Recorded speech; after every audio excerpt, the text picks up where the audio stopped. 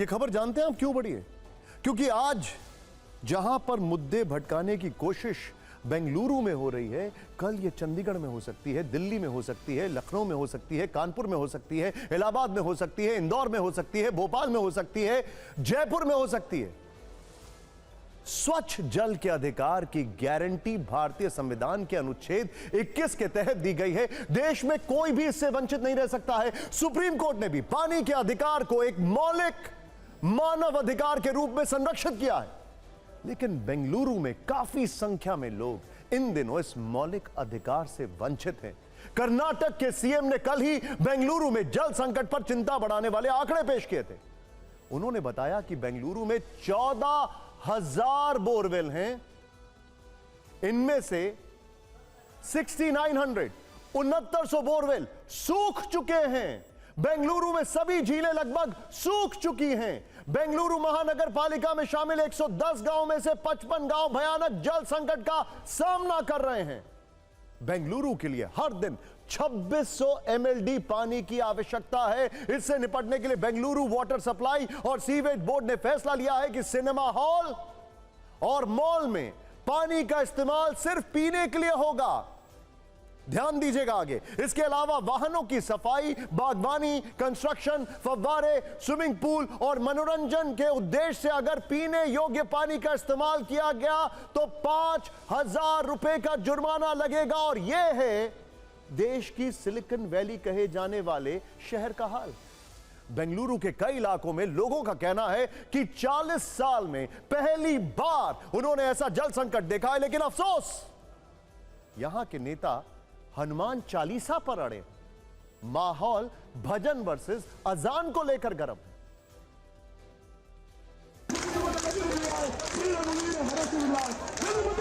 बेंगलुरु में आज जबरदस्त विरोध प्रदर्शन हुआ। कई हिंदू संगठनों के कार्यकर्ता सड़क पर उतरे, हनुमान चालीसा का पाठ पढ़ा। बेंगलुरु में नगरतपेटे की गलियां जय श्री राम के नारे से गूंज उठी। भारत माता की जय का नारा लगा। हिंदू संगठनों के विरोध प्रदर्शन में बेंगलुरु दक्षिण से बीजेपी सांसद तेजस्वी सूर्या भी शामिल हुए। प्रदर्शनकारियों ने उनके सामने जय श्री राम के नारे लगाए। हंगामा काफी देर तक चला, तनाव बढ़ता रहा। इसके बाद तेजस्वी सूर्या हिरासत में लिए गए। इस विरोध प्रदर्शन में केंद्रीय मंत्री शोभा करंदलाजे भी शामिल हुई थी। कर्नाटक पुलिस ने उन्हें भी हिरासत में लिया। अब सुनिए पूरा मामला क्या है। ये सीसीटीवी रविवार का है। एक व्यापारी के साथ कुछ लोगों ने मारपीट की। पीड़ित दुकानदार का आरोप है कि उसे दुकान में हनुमान चालीसा का पाठ सुनने के लिए मारा पीटा गया। ये उस वक्त की बात है जब यहाँ अजान चल रही थी। संडे जो घटना हुई उसमें अगर मुझे कुछ ज्यादा हो जाता, मैं मर जाता तो कौन जवाबदारी लेता था। अभी ऐसा इस बचाव में आए हैं, मेरे को सपोर्ट कर रहे हैं, तो मेरे को अच्छा लग रहा है कि हाँ कोई तो ऐसा है, कोई तो हाथ उठाने वाला ऐसा है तो ऐसा। इस मामले में 5 लोगों को गिरफ्तार किया जा चुका है। कार्रवाई जारी है।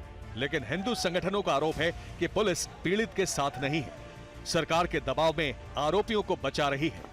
Police and the state, instead of supporting the victim, giving him justice swiftly, places the victim under house arrest, contemplates filing of cases against the victim, and those who want to support him and demand justice, they are detained. This is an unfortunate reality of Karnataka today. Karnataka में 2 चरणों में चुनाव होंगे। 26 अप्रैल को बेंगलुरु में मतदान होगा। उससे पहले यहां हिंदू मुसलमान जोरों पर है।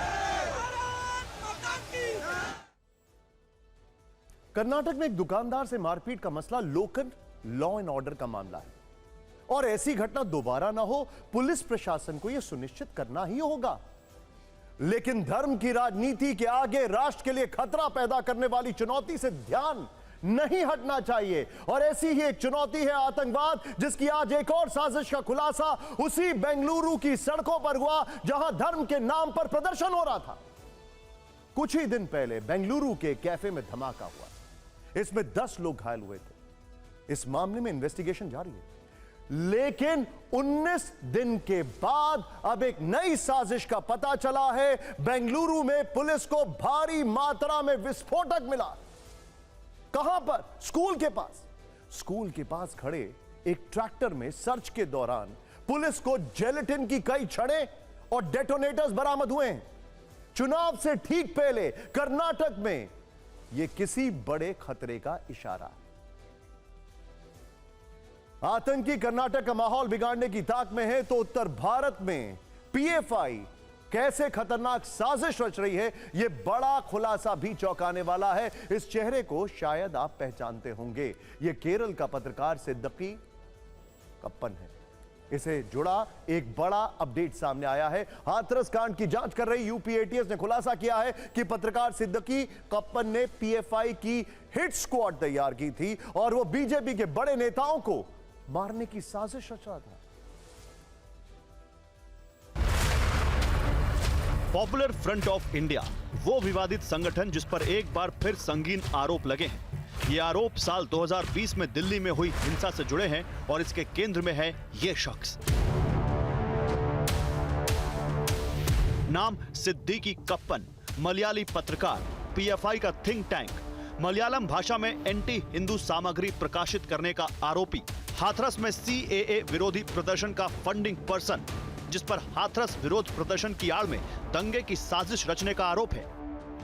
इसी सिद्दीकी कप्पन पर यूपी एटीएस ने चौंकाने वाला खुलासा किया है। खुलासा यह है कि इसी कप्पन ने दिल्ली हिंसा के दौरान चरमपंथियों का विरोध करने वाले बीजेपी नेताओं को मारने का आदेश दिया था और इसके लिए बाकायदा हिट स्क्वाड भी बनाया था। जांच एजेंसियों के हाथ लगे दस्तावेजों के मुताबिक पीएफआई मेंबर और पत्रकार सिद्दीकी कप्पन ने मंजरी ग्रीन वैली अकादमी में बीजेपी नेताओं को मारने के लिए हिट स्क्वाड बनाने की बात कही थी। वही मंजरी ग्रीन वैली अकादमी जिसे एनआईए ने जांच के दौरान टेररिस्ट कैंप घोषित कर सील कर दिया था। कप्पन को लेकर यह कबूलनामा उन पीएफआई सदस्यों का है जो हाथरस दंगों के आरोपी हैं और वर्तमान में लखनऊ जेल में बंद हैं। कप्पन ने हिट स्क्वाड चलाने की जिम्मेदारी पीएफआई के 2 सदस्यों अंसद बकरुद्दीन और फिरोज को सौंपी थी, जो साल 2020 में लखनऊ से भारी विस्फोटक के साथ पकड़े गए थे और उनकी गिरफ्तारी से एक बड़ी साजिश नाकाम हुई थी। हाथरस कांड के वक्त केरल के पत्रकार सिद्दीकी कप्पन को यूएपीए के तहत गिरफ्तार किया गया था। पुलिस का दावा था कि कप्पन हाथरस में अशांति फैलाने जा रहा था। इस मामले में वो 23 महीने तक जेल में बंद था। 9 सितंबर 2022 को सुप्रीम कोर्ट ने कप्पन को बेल दे दी थी, लेकिन कप्पन पर मनी लॉन्ड्रिंग के भी आरोप थे। हालांकि दिसंबर 2022 में इलाहाबाद हाई कोर्ट ने कप्पन को इस केस में भी जमानत दे दी। इसके बाद वो फरवरी 2023 में जेल से बेल पर रिहा हुआ। आज कांग्रेस ने अपने घोषणा पत्र में दी जाने वाली गारंटी को लेकर कई खुलासे किए हैं। पूर्व वित्त मंत्री पी चिदम्बरम की अध्यक्षता वाली कमेटी ने कांग्रेस के घोषणा पत्र का ड्राफ्ट तैयार कर लिया है। आज घोषणा पत्र के ड्राफ्ट पर कांग्रेस वर्किंग कमेटी में मंथन किया गया। अगले 2-3 दिन में कांग्रेस की गारंटी का घोषणा पत्र जारी हो सकता है। मैनिफेस्टो में क्या वादे हो सकते हैं, क्या गारंटी हो सकती है, इसे लेकर टीवी 9 भारतवर्ष संवाददाता कुमार विक्रांत ने सूत्रों के हवाले से एक्सक्लूसिव खुलासे किए। एक बार फिर सूत्रों के मुताबिक कांग्रेस ओल्ड पेंशन स्कीम यानी ओपीएस को घोषणा पत्र में शामिल कर सकती है। घोषणा पत्र में जांच एजेंसियों के दुरुपयोग से बचने के लिए कानून में बदलाव का जिक्र हो सकता है। सूत्रों के मुताबिक मैनिफेस्टो में सच्चर कमेटी की सिफारिशों को शामिल किया जा सकता है। जम्मू कश्मीर को पूर्ण राज्य का दर्जा देने और तुरंत विधानसभा चुनाव कराने का वादा घोषणा पत्र का हिस्सा हो सकता है। लद्दाख को स्पेशल स्टेटस दिए जाने का वादा भी मैनिफेस्टो में शामिल किया जा सकता है। कांग्रेस घोषणा पत्र में एससी एसटी समुदाय के लिए स्पेशल बजट का वादा भी कर सकती है। कांग्रेस ने लोकसभा चुनाव के लिए 2 शब्द न्याय और गारंटी को अपना हथियार बनाया। कांग्रेस को लगता है कि वो युवा, महिला, किसान, मजदूर और सामाजिक रूप से पिछड़े लोगों को साथ लाकर चुनावी जीत हासिल कर सकती है। इसीलिए बहुत सोच विचार करके हर वर्ग के लिए बड़े बड़े वादे किए जा रहे हैं। ये रिपोर्ट देखें। भारत जोड़ो न्याय यात्रा के दौरान कांग्रेस अध्यक्ष मल्लिकार्जुन खड़गे और राहुल गांधी ने 5 न्याय का ऐलान किया। कांग्रेस युवा न्याय, नारी न्याय, किसान न्याय, श्रमिक न्याय और हिस्सेदारी न्याय की घोषणा कर चुकी है। हर न्याय के तहत कांग्रेस ने 5 गारंटी दी है। इस तरह अब तक कांग्रेस 25 गारंटियां दे चुकी है। अनेक मुद्दों पर हमने चर्चा करी है और जो गारंटीज खड़गे साहब और राहुल जी बार बार बोल चुके हैं उसको एक अमली जामा हमने पहनाया है। हम अपने मैनिफेस्टो में देश में जो हालात हैं उसका विवरण भी करेंगे, साथ ही एक ब्रॉड ब्लूप्रिंट भी देंगे।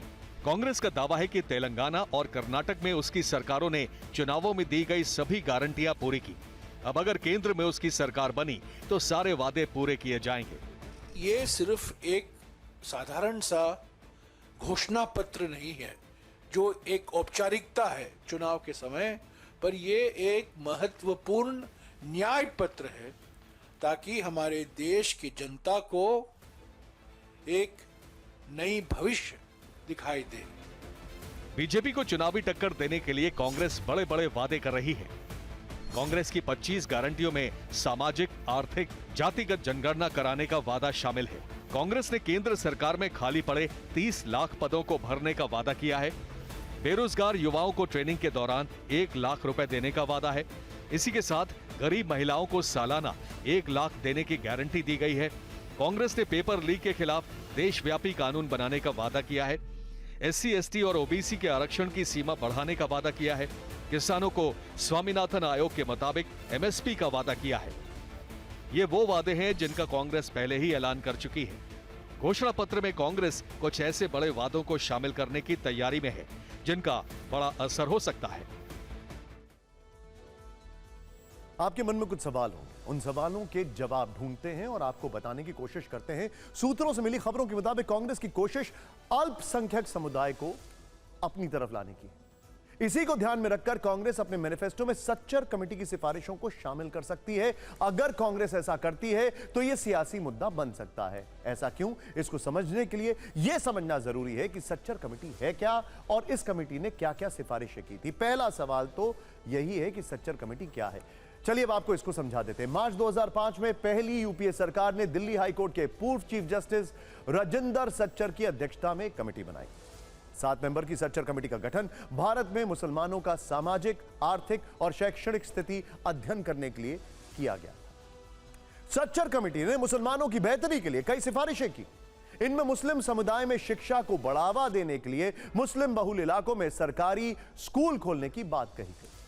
मुस्लिम छात्रों को स्कॉलरशिप देने की सिफारिश की गई। सच्चर कमेटी ने मदरसों का आधुनिकीकरण करने की भी बात कही है। मदरसों को हायर सेकेंडरी स्कूल बोर्ड से जोड़ने की सिफारिश की है। सच्चर कमेटी ने रोजगार में मुसलमानों की हिस्सेदारी बढ़ाने की सिफारिश भी की है। मुस्लिम बहुल इलाकों में ITI और पॉलिटेक्निक संस्थान खोलने की बात कही है। कमेटी ने मुस्लिम बहुल क्षेत्रों में और बैंक शाखाएं खोलने की सिफारिश की थी। अब इस पर राजनीति कैसे हो रही है यह देखते हैं।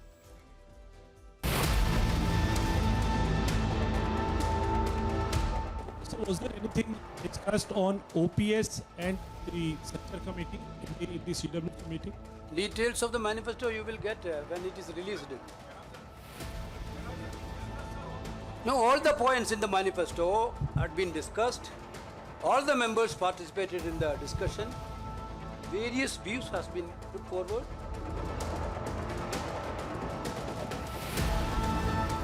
और जहां अल्पसंख्यक की जो समस्याएं हैं वो उभर कर सामने आई, उनके सामने कई लोग आए, शिकायत की, उनका भय और डर उन्होंने जताया, तो राहुल जी ने उन मुद्दों पर भी उन्होंने बात की। क्या संभल में, मुरादाबाद में, अलीगढ़ में किन मुद्दों पर राहुल जी बोल रहे थे?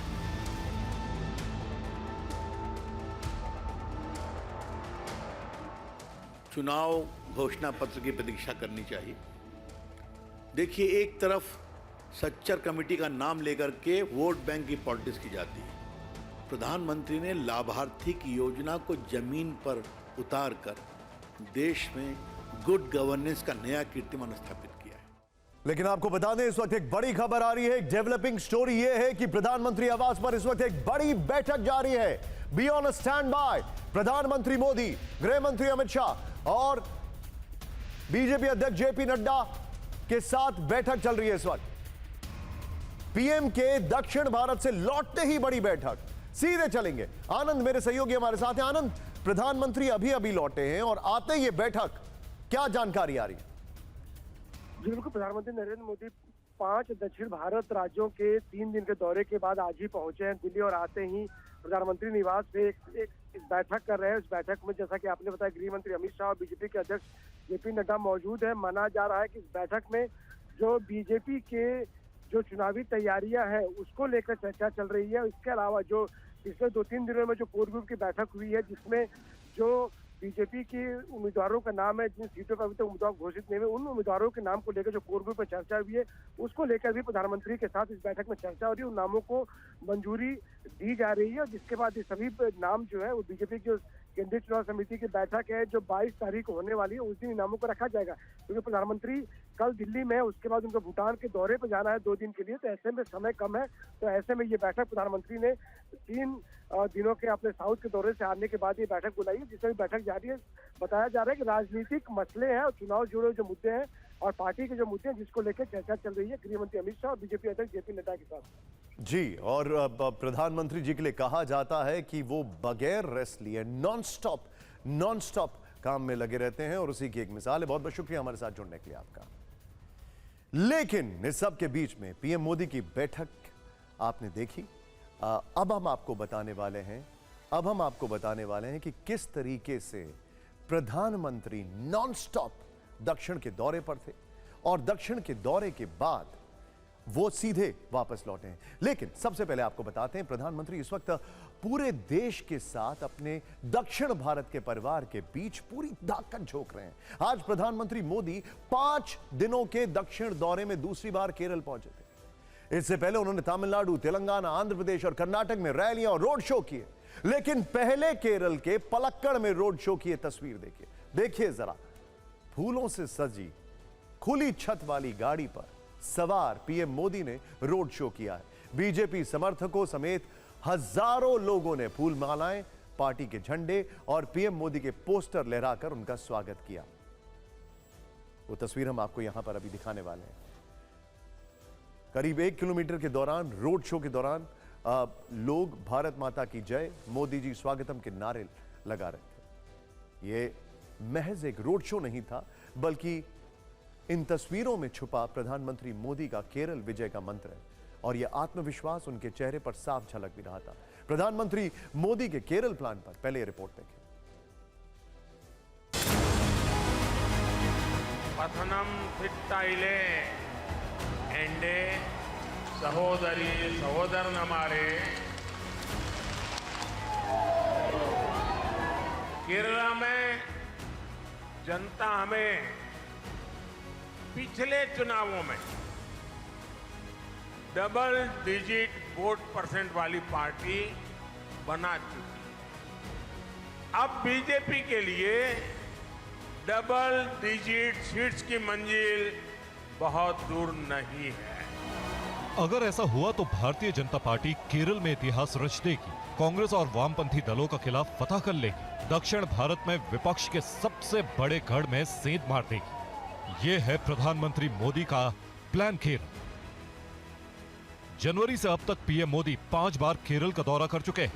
3 जनवरी को त्रिशूर में 2 लाख महिलाओं की सभा को संबोधित किया। जनवरी में ही पीएम मोदी ने 4000 करोड़ के प्रोजेक्ट्स की शुरुआत की।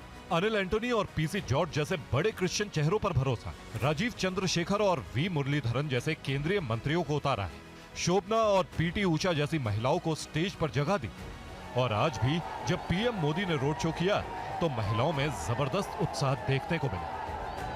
मैं भी केरला के परिश्रमी लोगों की खूब तारीफ करता हूं। केरला की ब्रांडिंग जहां जाता हूं वहां करता हूं। मैं विदेशों में लोगों को बताता हूं कि क्यों हमारा केरला इतना खास है। वहीं प्रदेश अध्यक्ष कह रहे हैं लोगों की इकलौती उम्मीद PM Modi. No. The road show is a big success. The people wholeheartedly welcomed Narendra Modi ji, greeted Narendra Modi. The enthusiasm among the public as well as party workers is very high. Both the LDF and UDF people lost faith and fed up with LDF and UDF. So only hope is Narendra Modi ji. लेकिन क्या ये उत्साह votes में बदलेगा, ये देखना होगा। लेकिन TV9 भारतवर्ष और पॉल स्ट्रेट ने केरल को लेकर एक सर्वे किया। केरल में लोकसभा की कुल 20 सीटें हैं। ओपिनियन पोल में बीजेपी को इस बार 2 सीट मिलती दिख रही हैं। वहीं यूडीएफ को 17 सीट और एलडीएफ को 1 सीट मिलने की संभावना है। 2019 में बीजेपी का यहां खाता भी नहीं खुला था, यानी सर्वे के मुताबिक कम से कम बीजेपी केरल में सीट जीतकर इतिहास रच सकती है। प्रधानमंत्री मोदी की नजर सिर्फ केरल पर नहीं है, उन्होंने पूरे दक्षिण भारत के लिए बड़ा लक्ष्य रखा है। क्या बीजेपी इस लक्ष्य को हासिल कर सकेगी? बीजेपी का दक्षिण प्लान क्या है? क्या है यह प्लान? इस रिपोर्ट में देखते हैं।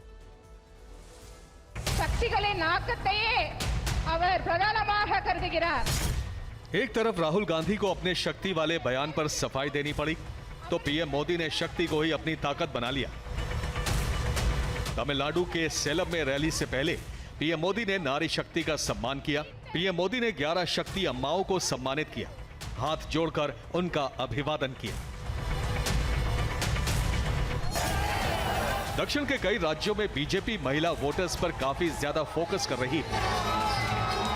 फिर चाहे शक्ति अम्माओं का सम्मान हो या फिर त्रिशूर में 2 लाख से ज्यादा महिलाओं की मौजूदगी में रैली, और इसके लिए पीएम मोदी दक्षिण भारत में काफी ज्यादा समय बिता रहे हैं। आपका बहुत बहुत आभारी हूं। पिछले 5 दिनों से पीएम मोदी दक्षिण भारत के दौरे पर हैं।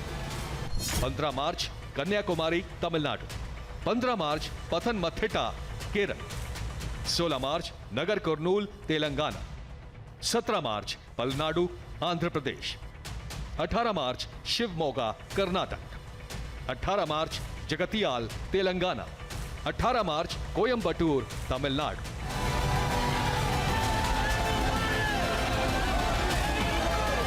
पिछले 120 घंटों में पीएम मोदी ने ताबड़तोड़ रैलियों और रोड शो करके विरोधियों में खलबली मचा दी है। अब की बार 400 पार, अब की बार 400 पार, डेवलप भारत के लिए 400 पार, डेवलप भारत के लिए 400 पार, डेवलप तमिलनाडु के लिए 400 पार। लेकिन पीएम मोदी ये लक्ष्य कैसे हासिल करेंगे? पहले दक्षिण का गणित समझिए। दक्षिण भारत में 131 लोकसभा सीटें हैं। 2019 के चुनाव में बीजेपी ने 29 सीटें हासिल की थी, जिनमें अकेले कर्नाटक में 25 सीटों पर जीत मिली थी, जबकि 4 सीटें तेलंगाना में जीती थी। आंध्र प्रदेश, तमिलनाडु और केरल में बीजेपी का खाता नहीं खुला था, जबकि दक्षिण भारत के लिए बीजेपी ने कम से कम 75 सीटें जीतने का लक्ष्य रखा है। समस्याओं से छुटकारा तभी मिलेगा जब एक बार कांग्रेस, एक बार एलडीएफ, ये जो मिली भगत का चक्कर चल रहा है ना, वो चक्कर जब टूटेगा तब जाकर के आपको न्याय मिलेगा। दक्षिण के जिन राज्यों में बीजेपी आज तक एक भी सीट नहीं जीत पाई थी, वहां अगर बीजेपी ने पासा पलट दिया तो ये विपक्ष के लिए बड़ा सिरदर्द साबित होगा। प्रधानमंत्री मोदी के धुआंधार प्रचार के बीच एक अलग अंदाज के प्रचार की बात करते हैं। यह प्रचार है आर्टिफिशियल इंटेलिजेंस से। कांग्रेस इतिहास के पन्नों में से अपने स्टार कैंपेनर्स को एआई के जरिए जमीन पर उतारने की तैयारी में है। इस बार देश के पहले प्रधानमंत्री पंडित जवाहरलाल नेहरू और पहले गृह मंत्री सरदार पटेल फिर से कैंपेनिंग करते नजर आएंगे। आपको शायद सुनकर यकीन ना हो, लेकिन यह सच है। दरअसल कांग्रेस ने इस बार एआई यानी आर्टिफिशियल इंटेलिजेंस वाली प्रचार की रणनीति बनाई है। कांग्रेस आर्टिफिशियल इंटेलिजेंस की तकनीक का इस्तेमाल करके अपने महान नेताओं को एक बार फिर से जनता के बीच में लेकर आ रही है। जिन नेताओं के नाम हमने ऊपर लिखे हैं, उनके एआई अवतार क्रिएट किए जाएंगे। ये कुछ ऐसे हो सकते हैं जो इस वक्त आपकी टीवी स्क्रीन पर दिख रहे हैं। इसके बाद इन नेताओं के प्रभावशाली भाषण वाले वीडियो और ऑडियो जनता के बीच शेयर किए जाएंगे। सूत्रों से खबर है कि एआई से तैयार पंडित नेहरू का अवतार इन आरोपों का जवाब देगा। इसके साथ ही सरदार पटेल आरएसएस के बारे में अपनी राय रखते दिखाई देंगे। इन वीडियो का इस्तेमाल सोशल मीडिया पर किया जाएगा। सूत्रों के मुताबिक कांग्रेस अपनी पूर्व सरकारों और नेताओं के खिलाफ बीजेपी के प्रोपेगेंडा से निपटने के लिए एआई तकनीक का सहारा लेने की प्लानिंग कर रही है। सूत्रों का यह भी कहना है कि इसके लिए वो राजनेताओं के वीडियो से ही उनकी बात बुलवाने की तैयारी कर रही है। कांग्रेस पहले से ही सोशल मीडिया पर काफी एक्टिव है। कांग्रेस से जुड़े एक हैंडल हिस्ट्री ऑफ कांग्रेस पर 2021 से अपने पूर्व दिवंगत नेताओं के वीडियो शेयर किए जाते रहे। आज का जो चुनाव न केवल चुनाव के क्षेत्र पर लड़ा जाएगा, बल्कि साथ ही साथ डिजिटल माध्यम पर, इलेक्ट्रॉनिक डिवाइसेस पर भी लड़ा जाएगा, क्योंकि यही वो माध्यम है जिसके द्वारा जितनी पॉलिटिकल पार्टीज हैं या जितने भी नेता हैं वो अपना राजनीतिक मैसेज अपनी जनता जनार्दन को दे सकते हैं। इसके अलावा कांग्रेस की शुरुआती तैयारी के मुताबिक राहुल गांधी, अध्यक्ष खड़गे के भाषण भी लगभग आधा दर्जन भाषाओं में प्रसारित किए जाएंगे, ताकि वोटरों को ये भाषण अच्छी तरह से समझ में आए। खास बात यह है कि इस बार एआई के जरिए चर्चित नेता वोटरों को उनके नाम से पुकारते नजर आएंगे। चुनाव प्रचार में आर्टिफिशियल इंटेलिजेंस का इस्तेमाल नया नहीं है। पाकिस्तान में आम चुनावों में इमरान खान ने इसका जमकर इस्तेमाल किया। इमरान खान जेल में बंद हैं। जेल में बैठकर ही उन्होंने एआई की मदद से समर्थकों को संबोधित किया था। एआई की मदद से उनके भाषण वाले वीडियो, ऑडियो तैयार किए गए थे। कुछ दिन पहले पुतिन और एआई जनरेटेड पुतिन का एक वीडियो सामने आया था। पुतिन का एआई अवतार हूबहू उनके जैसा दिख रहा था। वो खुद उसे देखकर हैरान थे। लेकिन इस सब के बीच में बुलेटिन में आगे आ रही हमारी एक्सक्लूसिव खबर। 300 घरों में मोदी का परिवार पोस्टर किसने कैसे लगाया, जांच में क्या आया, यह खबर हम आपको दिखाने वाले हैं। चंडीगढ़ की यह खबर है। एआई का चुनाव प्रचार वाला पॉजिटिव पहलू आपने देखा। इससे उलट भी एक तस्वीर है, ध्यान दीजिएगा। तकनीक के इस्तेमाल से कैसे चुनावों में दखल दिया जाता है, कैसे इलेक्शन को प्रभावित किया जाता है, इस पर एक बड़ा खुलासा हुआ है। फॉक्स न्यूज ने मीडिया रिसर्च सेंटर की स्टडी के हवाले से गूगल के खिलाफ बड़ा दावा किया है। रिपोर्ट के मुताबिक गूगल ने पिछले 16 वर्षों में 41 बार अमेरिकी चुनावों में हस्तक्षेप किया है। एआई समेत अलग अलग तकनीक का इस्तेमाल करते हुए चुनाव प्रक्रिया में दखलंदाजी की है। रिपोर्ट में इसके कई उदाहरण दिए गए।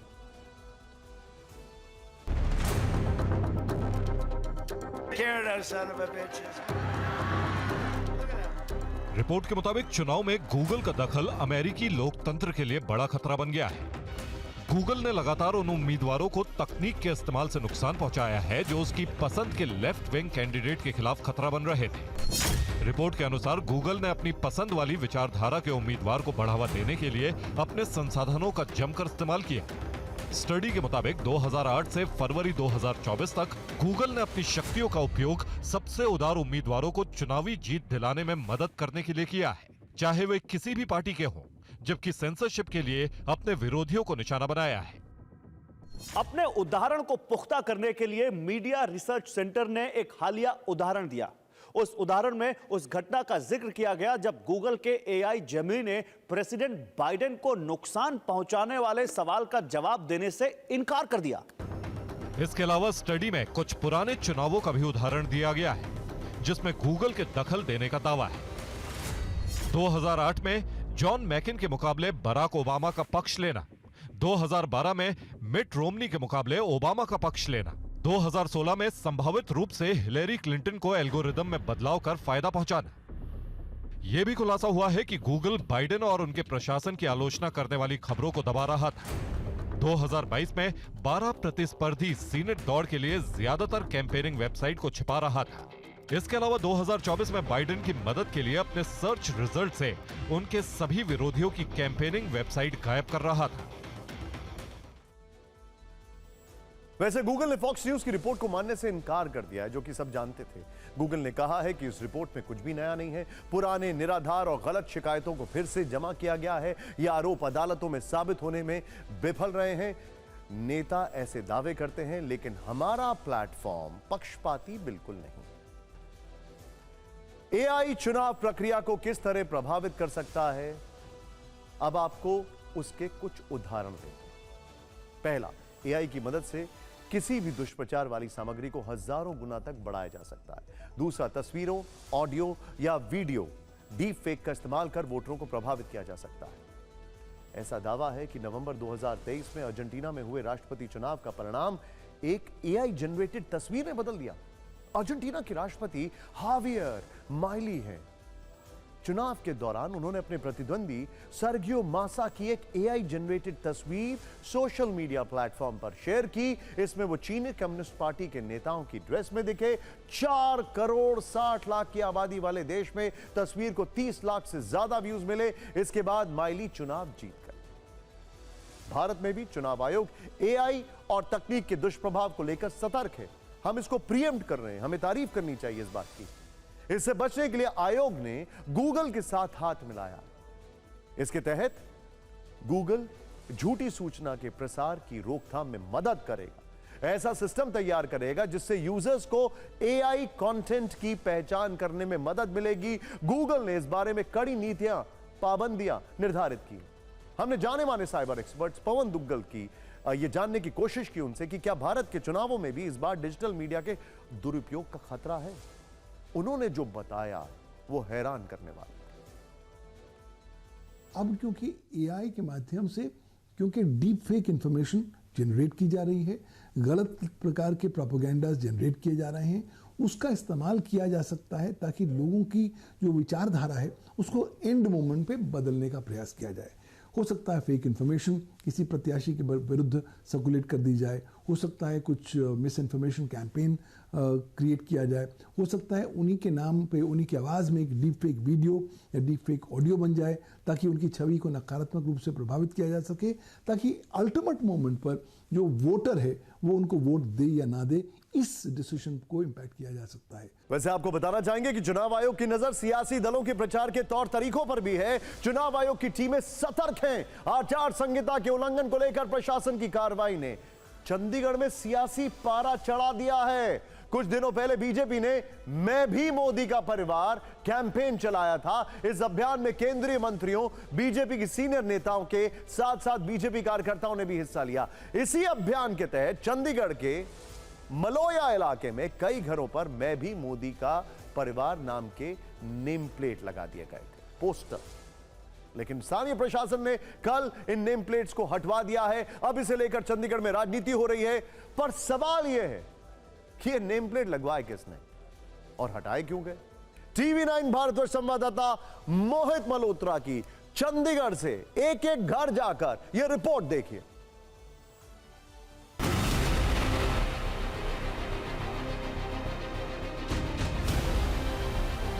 चंडीगढ़ में सियासी रसाकसी और हंगामा इन्हीं टूटी नेम प्लेट्स को लेकर शुरू हुआ। चंडीगढ़ के मलोया इलाके में कुछ लोगों ने अपने घरों के बाहर मैं भी मोदी का परिवार लिखकर, अपना नाम लिखकर नेम प्लेट्स लगा दी थी, जिनको स्थानीय प्रशासन ने हटा दिया है और बीजेपी के जो चंडीगढ़ के अध्यक्ष हैं उनको नोटिस जारी करके जवाब मांगा गया है।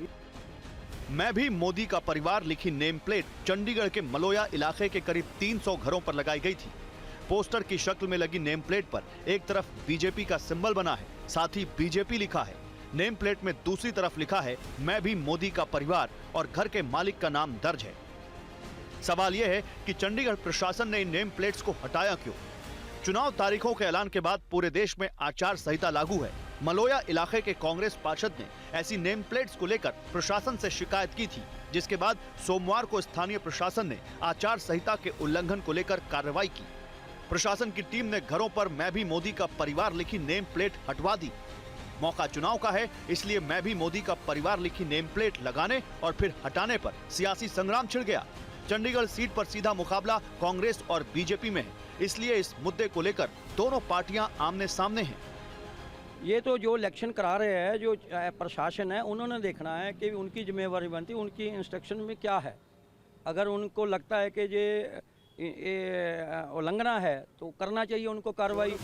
पर सवाल यह है कि मैं भी मोदी का परिवार लिखी नेम प्लेट्स किसने लगवाई थी, यही पता लगाने टीवी 9 भारतवर्ष के संवाददाता मोहित मल्होत्रा चंडीगढ़ के मलोया पहुंच गए। ऐसी एक नेम प्लेट मलोया निवासी राजेंद्र सिंह ने अपने घर पर चस्पा की थी। वैसे राजेंद्र सिंह बीजेपी के बूथ लेवल अध्यक्ष हैं। ये नेम प्लेट क्या, इसके पीछे क्या सोच थी आपकी? सोच क्या है जी, हम पूरा देश की सोच है। जो जैसे राम मंदिर बना है, लोगों की सोच ही बदली हुई है। ऐसे हम अपनी सोच के अनुसार लगाई, किसी के कहने से नहीं हमने ये प्लेट लगाई कि हाँ कोई हमारे को फोर्स कर रहा कि ये प्लेट लगाओ। क्यों लगाई थी आपने? पीएम मोदी के समर्थन में लगाई? ऐसी मोदी के समर्थन में लाई थी हमने। तो अब यहाँ पे जो प्लेट लगी थी वो तो उतार दी गई, अब दोबारा क्या करेंगे? अब दोबारा लगाएंगे? हम दोबारा लाएंगे इसको, हम उसको दोबारा ला के दिखाएंगे उनको कि हम मोदी की परवार है। उनकी हिम्मत कैसी है उतारने के लिए। पार्टी के सिंबल वाली ऐसी नेम प्लेट लगाने को लेकर प्रशासन सख्त है। लोगों को चेतावनी दी गई है कि अगर किसी ने घर पर पार्टी विशेष का प्रचार करते हुए नेम प्लेट या पोस्टर लगाया तो ऐसे लोगों के खिलाफ कार्रवाई होगी। हालांकि चंडीगढ़ बीजेपी के नेता कह रहे हैं कि लोगों ने घरों के बाहर ऐसी नेम प्लेट खुद लगाई थी क्योंकि लोग पीएम मोदी से प्यार करते हैं। लोग लगा रहे हैं 5000 प्लेटें एक हफ्ते के अंदर। लोग मेरे को कह रहे हैं भी हम लगा लें जी, हम लगा रहे हैं जी, अगर आपको पुलिस आएगी मेरे पास भेज देना। लोग इतने दिलेर हैं, उनको पता है मोदी जी ने इस देश को कहां से कहां पहुंचाया है। इस मामले में प्रशासन ने चंडीगढ़ के बीजेपी अध्यक्ष जितेंद्र पाल मल्होत्रा को नोटिस भेजकर जवाब मांगा है। देखिए, आपको याद होगा कि इस महीने की शुरुआत में आरजेडी अध्यक्ष लालू यादव ने पीएम मोदी पर परिवार वाला तंज कसा था। इसके अगले दिन 4 मार्च को प्रधानमंत्री मोदी ने तेलंगाना में पहली बार मैं भी मोदी का परिवार स्लोगन दिया, जिसके बाद बीजेपी ने मैं भी मोदी का परिवार को कैंपेन बना दिया। प्रधानमंत्री मोदी ने क्या कहा था, एक बार फिर से देखिए। जिसका कोई नहीं है वो भी मोदी के हैं और मोदी उनका है। मेरा भारत, मेरा परिवार, मेरा भारत, मेरा परिवार। आज पूरा देश एक सुर में कह रहा है, मैं हूं मोदी का परिवार, मैं हूं मोदी का परिवार। दक्षिण भारत से लौटते ही प्रधानमंत्री आवास पर बड़ी बैठक। गृह मंत्री अमित शाह जेपी नड्डा के साथ मीटिंग कर रहे प्रधानमंत्री मोदी। कांग्रेस ने पश्चिम बंगाल की 12 सीटों पर तय किए उम्मीदवार। अधीर रंजन चौधरी को भी मिला टिकट, सूत्रों के हवाले से खबर। अरविंद केजरीवाल ईडी के सभी 9 समन के खिलाफ हाईकोर्ट पहुंचे। हाईकोर्ट की बेंच कल करेगी सुनवाई। शरद पवार गुट की एनसीबी को मिला तुरही बजाते हुए शख्स वाला चुनाव चिन्ह। सुप्रीम कोर्ट का फैसला, चुनाव आयोग से कहा इस चुनाव चिन्ह को शरद पवार गुट के लिए आरक्षित रखें। 21 मार्च को हो सकता है महाराष्ट्र विकास अघाड़ी के बीच सीट शेयरिंग का ऐलान। 21 मार्च को ही उद्धव ठाकरे, शरद पवार और नाना पटोले की मुंबई में बैठक। चुनाव से पहले पशुपति पारस ने केंद्रीय मंत्री पद से दिया इस्तीफा। सीट बंटवारे में एक भी सीट न मिलने से नाराज, बोले मेरे साथ नाइंसाफी हुई। झारखंड के पूर्व मुख्यमंत्री हेमंत सोरेन की भाभी सीता सोरेन बीजेपी में शामिल, कहा झारखंड को झुकाना नहीं बचाना। चुनाव से पहले जेडीयू को बड़ा झटका। पूर्व केंद्रीय मंत्री अली अशरफ फातमी ने दिया इस्तीफा। कल आरजेडी का थामेंगे दामन। हरियाणा में 8 विधायकों ने ली मंत्री पद की शपथ। अनिल विज और निर्दलीय विधायकों को नहीं मिली मंत्रिमंडल में जगह। और आगे देखिए 2024 का पहला चरण, एक एक सीट का विश्लेषण, द पीएम फैक्टर।